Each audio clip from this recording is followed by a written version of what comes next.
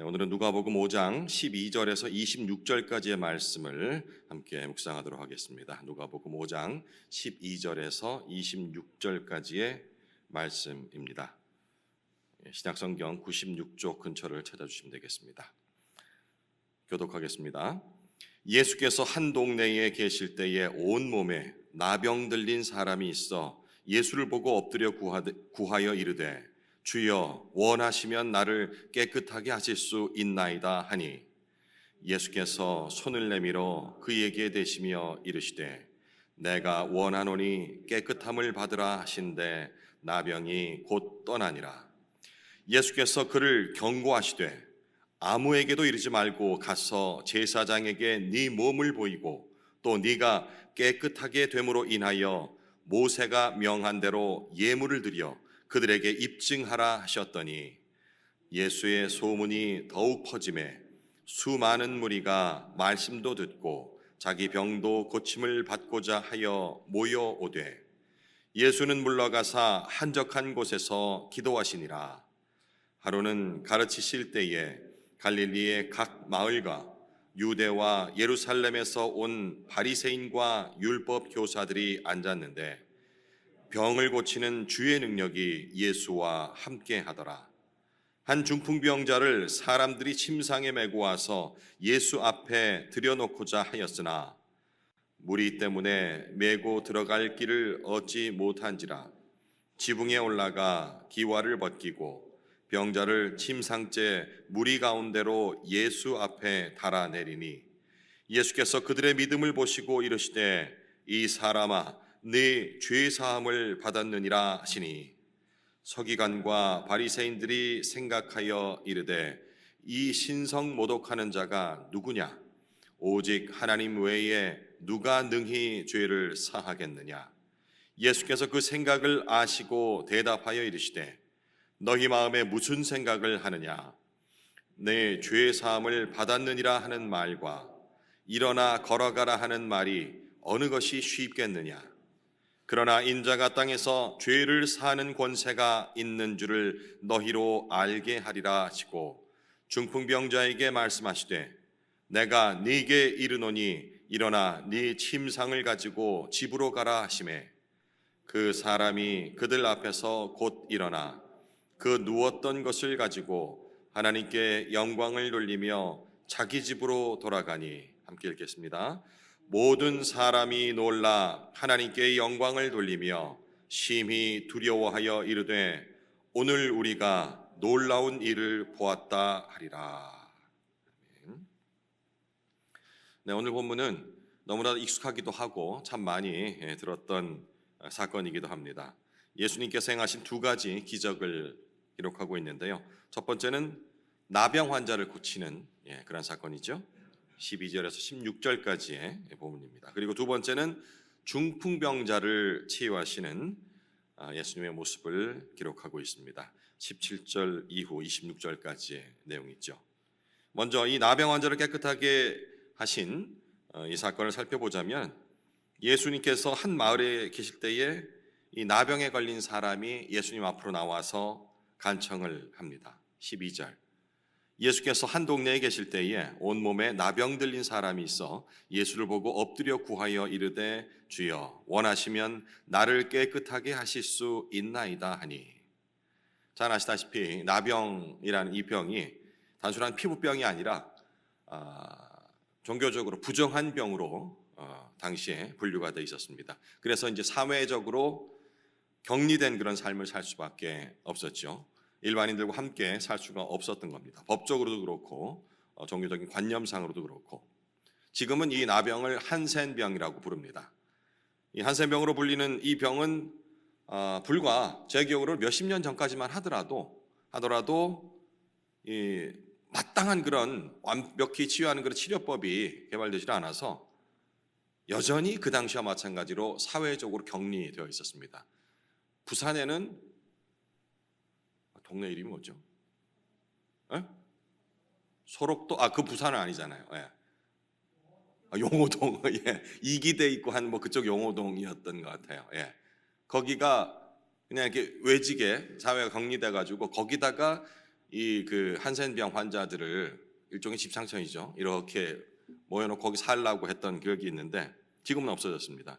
일단 외관상으로 너무 달라요, 일반인들보다. 왜냐하면 살이 썩어 문드러지는 그런 병이기 때문에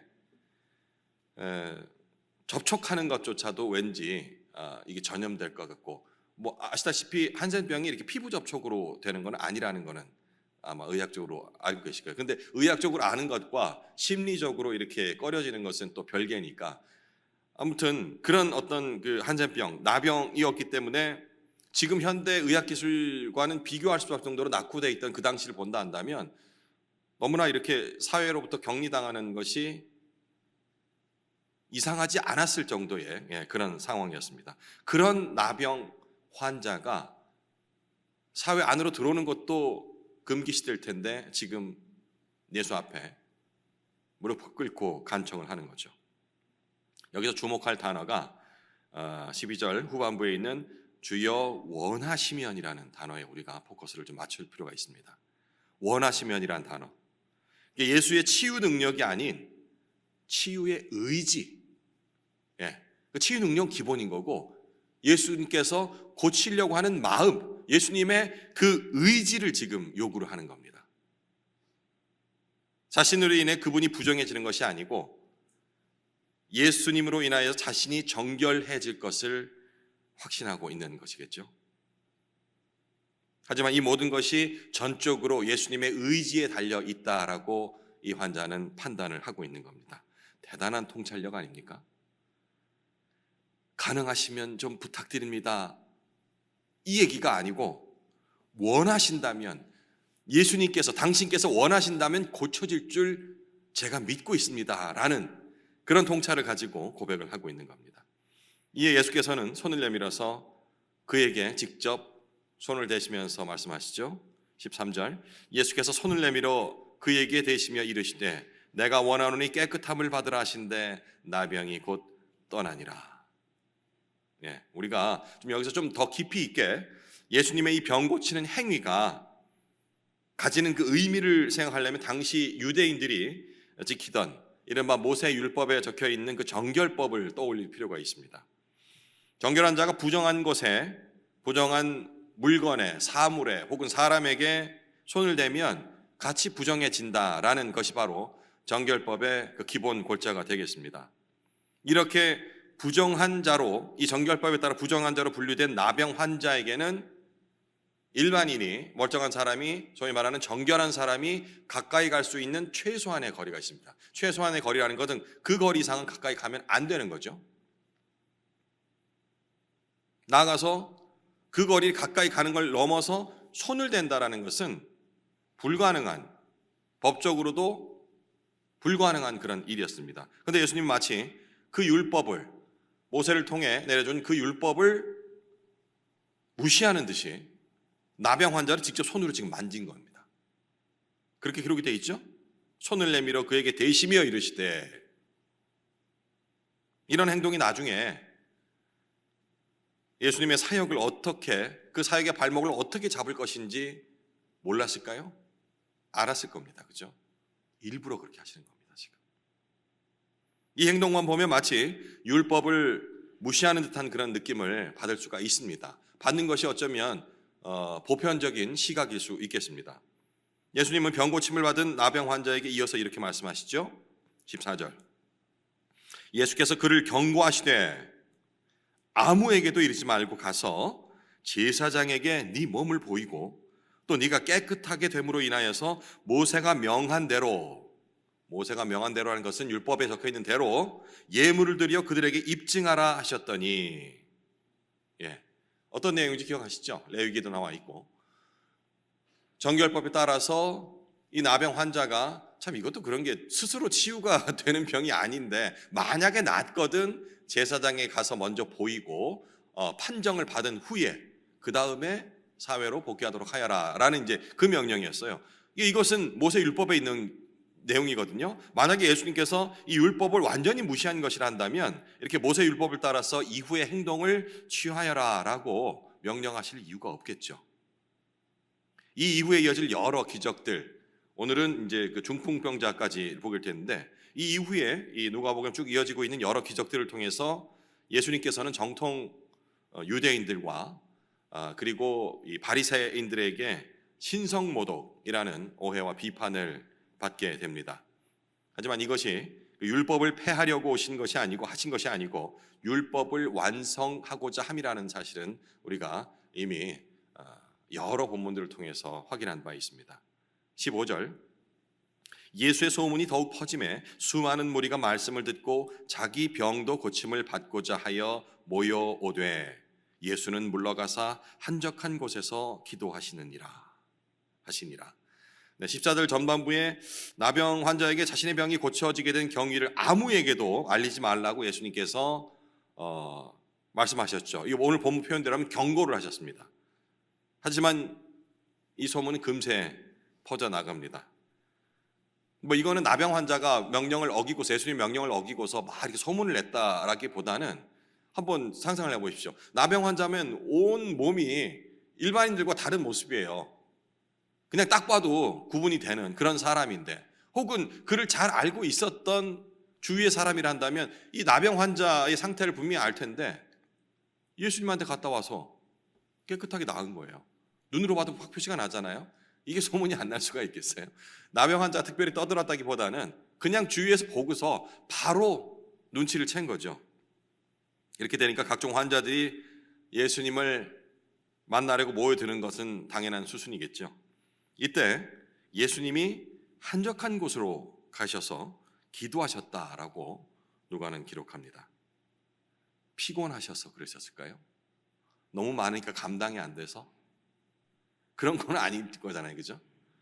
많은 학자들이 이 누가가 기록한 16절의 마지막 문구 기도하시니라 라는 이 문장을 통해서 예수님께서 분주한 그런 사역 중에도 항상 자주 이렇게 기도를 위해 홀로 시간과 공간, 이 구분된 장소를 찾으셨다라고 이렇게 기록한 것이다라고 해석을 합니다. 정리하자면 예수님께서는 단순히 그냥 말씀으로만으로도 그 나병을 고칠 수 있으셨어요. 그죠?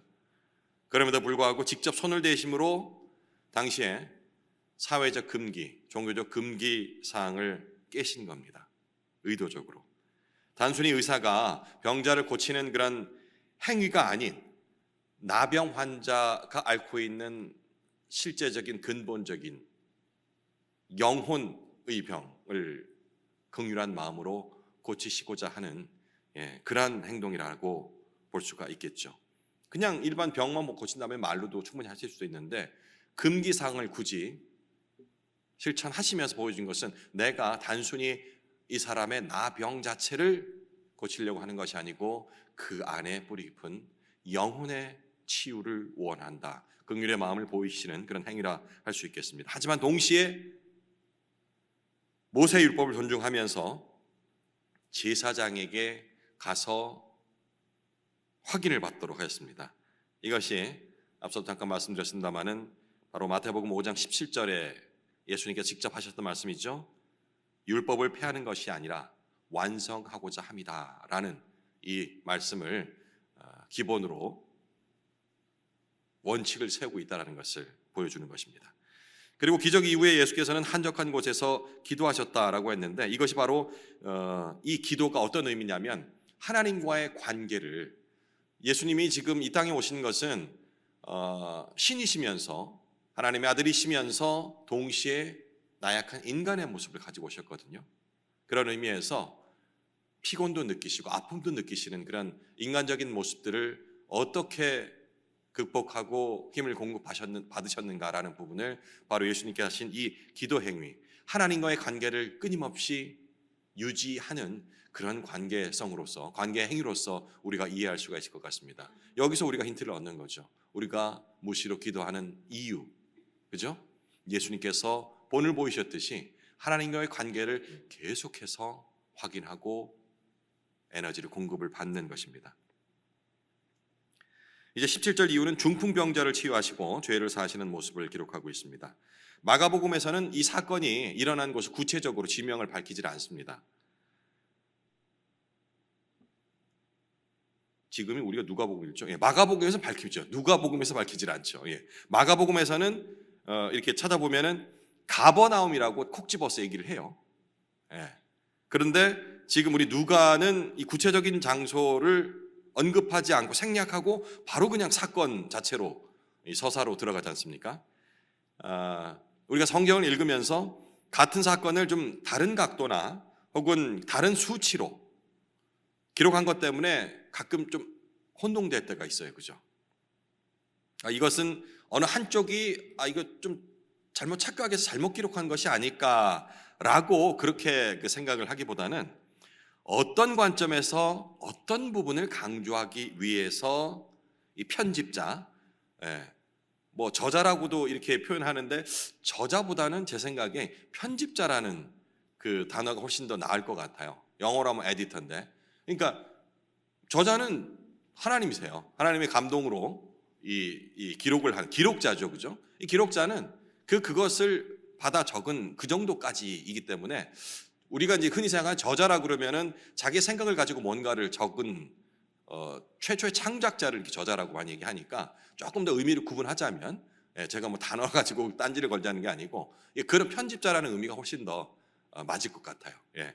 어쨌든 이 그 편집자의 관점에서 어떤 부분을 강조하기 위해서 기록하는가라는 그 관점에 따라서 표현상의 그런 차이라고 이해를 하시면 좋습니다. 창세기에 보면은 노아의 방주 얘기 나오잖아요. 기억을 떠올려 보면 노아의 방주에 그 노아의 가족들과 그리고 사람들 외에 각종의 짐승들을 실지 않습니까? 몇 쌍씩 실었던 걸로 기억하세요? 한 쌍이요? 네. 그 창세기에 이렇게 나와요. 몇 장인지 잘 기억 안 나시죠? 그 초반에 그렇게 나오는데 한 몇 장 뒤에 가면 19장인가요? 그 정도 가면은 또 여러 쌍이라고 돼 있어요. 그러니까 뒤에 문장을 읽으신 분들은 아닌데 나도 창세기 읽었는데 이렇게 하고서 논쟁이 붙을 수가 있어요. 찾아보면은 둘 다 맞아요. 그러면 이게 어떻게 된 거지? 한 쌍이라고 한 쌍씩이라 했는데 여러 쌍? 여러 쌍이면 배가 얼마나 크다는 거야? 막 그때부터 복잡해지기 시작합니다. 이것은 이렇게 이해하시면 좋을 것 같아요. 마침 저에게 우리 형제님 한 분이 너무 궁금하셨나 봐요. 성경 일독을 병원에 계시면서 하시겠다는, 그분 제가 알기로는 병원에 계신 동안 3독을 하셨다고 하시던데 창세기 앞에 그 부분이 이제 자꾸 꽂혀서 아니 노아의 방주에 뭐 앞에는 한 쌍씩이라고 각양 짐승들을 암수 한 쌍씩이라 했는데 뒤에 가니까 그래 그거를 캡처를 해가지고 저한테 보내면서 이걸 어떻게 이해해야 됩니까? 라고 물어보시더라고요. 저도 그렇게 막 심각하게 생각해 본 적이 없어서 한참 생각을 했습니다. 그리고서 제가 깨달은 바로는 이 한 쌍씩이라 하는 것은 모든 짐승들을 빠짐없이 다 실었다라는 것을 강조하기 위한 내용이었다 한다면 뒤에 여러 쌍이라고 적혀 있는 것은 이제 나중에 제사를 지내게 되거든요. 제사를 지내면 동물 제사인데 그러면 한 쌍 중에 뭐 수컷이나 암컷 하나 해버리면 대가 끊기는 거 아니에요. 그것을 의존해서 그것마저도 대비했다라는 부분을, 그러니까 모든 그 종류의 짐승들이 노아의 방주에서 살아 나왔을 적에 온전히 다 그 생육하고 번성할 수 있도록 배려를 했다라는 그 관점에서 이렇게 여러 쌍이라고 기록이 됐다라고 이해를 하시면 좋을 것 같습니다라고 제가 이제 설명을 드렸어요. 이것이 뭐 맞냐 그러냐 신학적으로 이 부분을 떠나서 우리가 이렇게 성경 안에서 지금 보더라도 그렇지 않습니까? 가버나움 누군 얘기했는 데는 얘기하지 않았어요. 이 누가는 기록하지 않았어요. 누가의 관점은 다른 겁니다. 사건 자체 어디서 있었는지는 중요하지 않다라는 관점으로 기록을 하다 보니 이런 표현상의 차이가 있지 않는가, 그 정도로 이해를 하시면 되겠습니다. 네, 이후 구절 다시 읽지 않고 이제 설명을 드리도록 하겠습니다. 53분이 돼서 어느 날 예수께서 가르치고 계셨는데 거기에는 바리새인과 율법 교사들이 자리를 함께 하고 있지요. 이때 몇 명의 사람들이 중풍병자를 침상에 눕혀서 예수님께 데려오려고 하지만 많은 무리들, 멀쩡한 건장한 사람들 사이를 뚫고 가지를 못해 접근할 수가 없는 지경에 이릅니다. 이에 그들은 과감하게 지붕을 뜯어내고 그를 침상째로, 왜냐하면 움직일 수가 없으니 예수님 앞에 내려보냅니다. 18절과 19절입니다. 예수께서는 그들의 믿음을 보시고 중풍병자에게 말씀하시죠. 중풍병자의 믿음이 아닙니다. 그 친구들, 그들의 주위에 있는 사람의 믿음입니다. 이 사람아, 네 죄의 사함을 받았느니라. 29절, 20절, 이것은 중풍병자에게 하시는 말씀입니다. 이를 들은 서기관과 바리새인들이 속으로 지금 의아해하죠. 왜냐하면 그 당시에 죄 사할 수 있는 능력과 그리고 권리를 할까요? 그것은 오직 하나님께만 있는 것으로 그들은 전통적으로 배워왔고 모두가 그렇게 알고 있는 일반적인 상식이었는데, 예수께서 병을 고쳤다라는 것까지는 뭐 그런 능력을 받을 수도 있겠다 하는데, 죄 사함을 받았다라고 얘기하는 그 말에 이들은 속으로 의아해하는 겁니다. 아니, 이 사람이 누구에게 신성을 모독을 하지? 신성 모독을 하는 거지? 오직 하나님 한 분 외에 누가 능히 죄를 사하겠는가? 라는 생각을 했다라고 마음속으로, 입술로 아직 뱉지는 않습니다. 21절에 그렇게 되어 있고요. 이때까지는 바리새인과 서기관들이 약간의 의혹과 심증만 있었을 뿐이지 딱히 예수님을 이 신성 모독으로 끌고 갈 그런 증거들을 아직 수집을 못한 상태라고 보면 됩니다. 그래서 마음속으로만 생각을 하죠. 물론 이 이후에 여러 가지 자신들이 이 물증을 잡았다, 증거를 잡았다라고 생각해서 본격적으로 이제 신성 모독으로 예수님을 십자가에 못 박게 되는 과정들이 이어질 것입니다. 이때 예수께서는 그들이 아직 입으로 뱉지도 않았던 그 마음속의 생각을 아시고서 이렇게 질문합니다. 네 죄 사함을 받았느니라 하는 말과 일어나 걸어가라 하는 말 중에 어떤 것이 쉽겠느냐? 23절에 그렇게 기록이 되어 있는데요. 사실 이 구절 여러분들은 완벽하게 이해하고 계십니까? 네 죄 사함을 받았다는 말과 일어나 걸어라 하는 말 중에 어떤 것이 쉽겠느냐? 어떤 게 쉽다고 생각하십니까? 예? 이게 쉽지가 않아요. 관점에 따라서. 개인적으로 정말 난해한 구절이라 주석을 좀 많이 찾아보고 하는데 썩 그렇게 시원하게 제가 해결이 되지 않는 구절이기도 합니다. 제가 이해한 방법을, 이 내용을 한번 설명드릴게요. 죄의 사함을 받았다라고 하는 말은 사실 이 구체적으로 우리가 이렇게 확인을 하기가 좀 어렵습니다. 시험을 치는 것도 아니고 아니면 외적으로 뭔가 드러나는 것도 아니고, 반면에 일어나 걸어가라 라는 말은 중풍병자가, 그러니까 몸을 제대로 가누지 못하는 사람이 이 말이 실천이 됐다면 바로 일어나 걷었다면 병이 고쳐진 거잖아요. 시각적으로 검증이 가능한 방법이기 때문에 예수님 입장에서, 지금 예수님 입장입니다. 예수님 입장에서는 내 말을 너희들에게 보여준 증거를 확실히 보여준다 한다면 일어나 걸어라 하는 것이 훨씬 더 나한테 쉽다. 왜?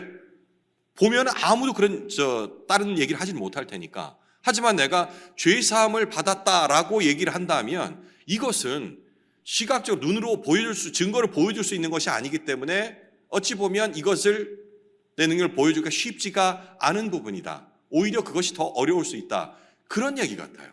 그런데 일반적인 상식으로는 내 죄의 사함을 받았다, 이 얘기가 더 쉽잖아요. 말이 쉽잖아요. 뭔가 특별히 하는 것도 아니고. 만약 중풍병자에게 일어나 걸어라 라는 것이 능력이 없는 사람이라 한다면 이건 바로 보여줄 수가 없잖아요. 한 달 뒤에 나올 것인데 집에 가서 믿음으로 기다리십시오. 이런 거 가짜 신유 은사 가진 사람들이 그런 얘기 많이 하죠. 막 해놓고 이 나았다 믿어라 막 하고서 암이 뭐 배를 째는 게 아니까 나았다 이러고 돌려보내는 거. 이런 게 더 쉬운 거예요. 헛붕 떨 수가 있으니까. 그런데 지금 예수님께서 주장하시는 것은 왜? 더 쉬운 걸 먼저 하지 않겠어요? 그런데 네 죄가 사함을 받았다라고 먼저 말씀하신 거예요. 그죠? 그러면 일반인 관점에 와서는 그게 쉬운 거니까 그렇게 한 거지라고 하는데, 예수님께서 말씀하신 둘 중에 뭐가 더 쉽겠느냐라는 질문은 제 생각에 나한테는 차라리 일어나 걸어가라는 게 왜? 바로 즉각적으로 보여줄 수 있으니까 쉬운 것이다. 그럼에도 불구하고 그 증명하기 어려운 네 죄의 사함을 받았다라고 얘기한 이유가 무엇이겠느냐라고 질문을 하는 것이다라고 저는 이해를 했습니다. 이런 해석을 가능하게 하는 문구가 24절에 기록이 되어 있는데요. 그러나 인자가 땅에서 죄를 사하는 권세가 있는 줄을 너희로 알게 하리라. 이 목적 때문에. 24절. 인자라는 건 예수님은 당신을 말씀하시는 거죠. 땅에서 죄를 사하는 권세가 지금 나한테 있다라는 것을 너희에게 보이기 위해서 이 어려운 일을 예한 것이다. 그렇게 죄사함을 먼저 선포하신 후에야 그 다음에 중풍병자에게 일어나 내 침상을 가지고 집으로 가라라고 이렇게 명하시죠. 그러자 그는 즉시 일어나 하나님께 영광을 돌리면서 집으로 돌아갑니다. 이것을 본 모든 사람들이 경이로워하면서 하나님을 찬양하고 두려워하죠. 25절과 26절입니다. 자, 오늘 본문을 통해서 우리가 주목해야 할 점은 예수님께서 단순히 병을 고치는 것이 아니라 죄를 먼저 사하신다라는 그런 장면입니다. 이것은 예수의 이 치유 사역이 단순한 육체적 회복이 아니라 영혼의 회복을 우선으로 먼저 한다는 것을 보여주는 것이기도 하고요. 그리고 예수님이 하나님의 아들 독생자로서의 그런 신적 권위를 이 땅에서 갖고 계시다라는 상징적인 의미이기도 합니다. 그리고 또 하나는 믿음은 치유와 구원, 육체적 치유를 비롯해서 영혼의 구원의 필수 요소라는 겁니다. 이 믿음이라는 것이 개인뿐만 아니라 공동체적 신앙도 바로 중요하다는 것을 중풍병자의 친구들의 모습을 통해서 우리가 확인할 수 있는데, 우리 신앙생활을 오래 하신 분들에게는 한 번 이상 찾아오는 이 교회라는 공동체의 필요성에 대한 회의, 여기 계신 분들은 제 생각에는 최소한 한 번 이상씩은 다 하지 않으셨을까 싶습니다. 저 역시 마찬가지였고요. 내가 하나님과 예수님에 대한 믿음만 굳건하다면 제도적인 이런 교회라는 울타리에 꼭 속해 있을 필요가 있을 것인가? 라는 근본적인 의문입니다. 하지만 오늘 확인도 했고요. 우리가 성경을 통해서 특별히 예수님의 사역을 통해서 공동체적 신앙, 공동체의 신앙의 중요성과 유익은 여러 곳에서 확인할 수가 있습니다. 그러니 이런 나 혼자라도 하나님과 관계만 분명하다면 충분히 신앙생활을 할 수 있지, 이게 못한다는 얘기는 아닙니다. 하지만 공동체, 특별히 이 교회라는 공동체를 통하여서 우리가 신앙을 유지해야 함은 이 성경 여러 곳에서, 그리고 예수님께서 강조하신 말씀을 통하여서도 충분히 공감할 수 있습니다.